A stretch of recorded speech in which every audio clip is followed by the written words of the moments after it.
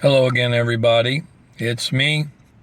In this car, I'm still borrowing because I'm in transition with it, and the owner of the car won't be back till tomorrow. So, I have it, and I think he's gonna loan it to me until even after that.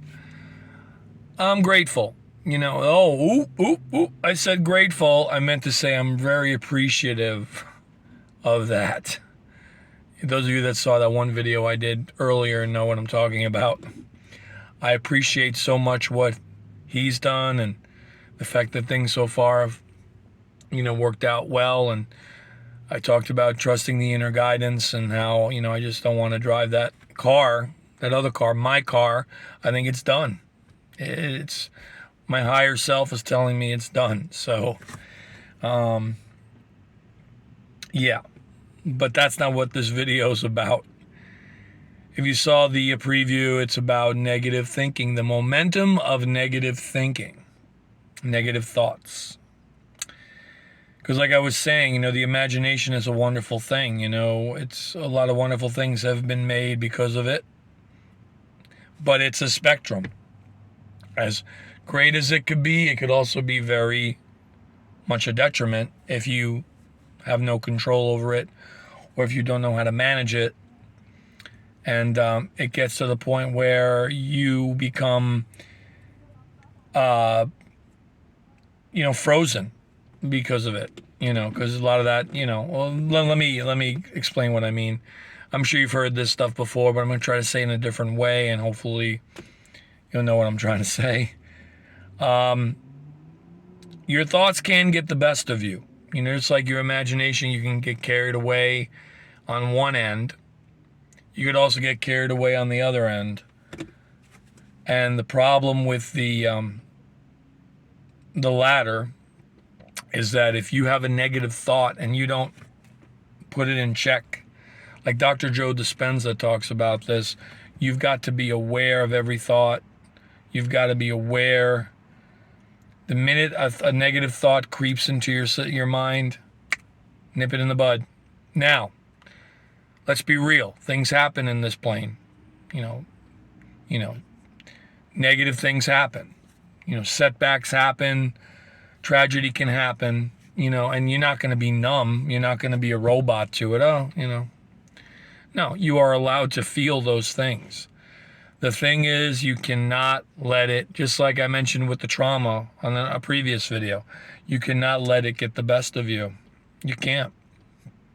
Because that is when you start to have issues. If it's consuming you, if those thoughts are consuming you, of not only the unfortunateness of what happened, but then you start to go into the future and say, oh, what's going to happen because of this? What's going to happen because of that? What's going to happen because this happened? What is the domino effect of this happening? Oh, no. Now that means this is going to happen, and that's going to happen, and that's going to happen. And you start catastrophizing all because of the momentum of this one negative thought, whether that negative thought came because of an event or because it's just a thought that popped in your head. Something must have triggered it, right? So the point I'm bringing out is, I know it's difficult. This is where meditation has to come in somewhere, on some level. You cannot let your negative thoughts get the best of you. I know it's easier said than done. I've ran away. I've overthought. They say overthinking is a real cause of unhappiness. I've done it, overanalyzed. And I wind up living in a space where I might as well be experiencing, like with this car situation. I'm just going to use it because it's not in the grand scheme. It's not that serious of a thing, But let's just use this car situation. I've had to catch myself many times these last couple of days. I'm not going to lie. The car breaks down the first time. That instant panic comes in at first. That survival mechanism, fight or flight. Then I calm myself down, had those little messages, Second time, I'm really freaking out for a second. Got some more messages, right? And, and that helped. But let's say I didn't get those. How would I handle it? I can't say one way or the other how I would have.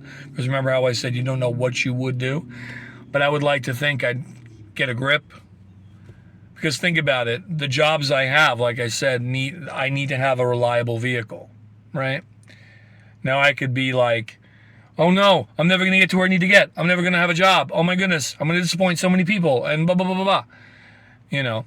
And oh my God, then I got to go to the car dealership. I hate dealing with car dealerships. I hate having to sign papers. I hate having to test drive. I hate having to deal with that and the credit and the this and the that and that. It can go on,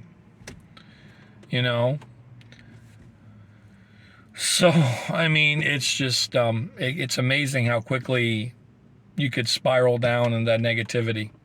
That momentum is, it's funny how positive thoughts can, but usually don't get that carried away as fast, it seems like, because we always want to protect ourselves from being hurt and not get our hopes up too high.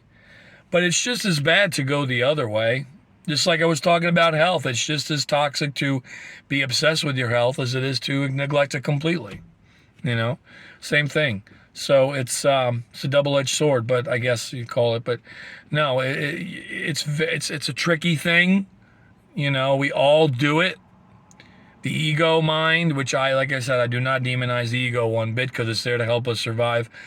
But it wants to think things out instead of trusting. The ego mind is about, and a lot of people have said this, shout out to all of them. I can't list you all right now, but you're all great at it. The ego mind wants to plan, wants to strategize, wants to think things through. A plan of attack. But you also have to know when to let that go and trust the universe. Like I said before, trust the guidance, right? Because so far, knock wood, even with this car situation, things are working out. I got this trusty vehicle, knock wood. Okay, right? But I feel I'm being guided. And this is just one situation. And there are many worse. This is trivial compared to what I've gone through in the past, what other people have gone through.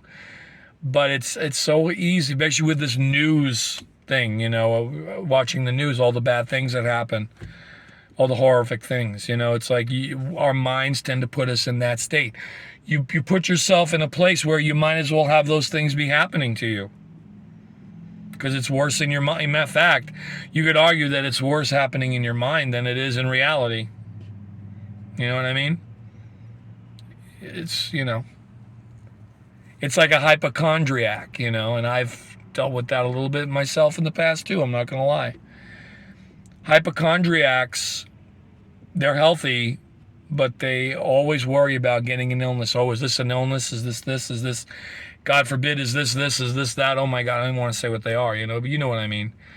Meanwhile, there are people walking around who legitimately have those illnesses that are doing better than a hypochondriac, because the hypochondriac's driving themselves crazy.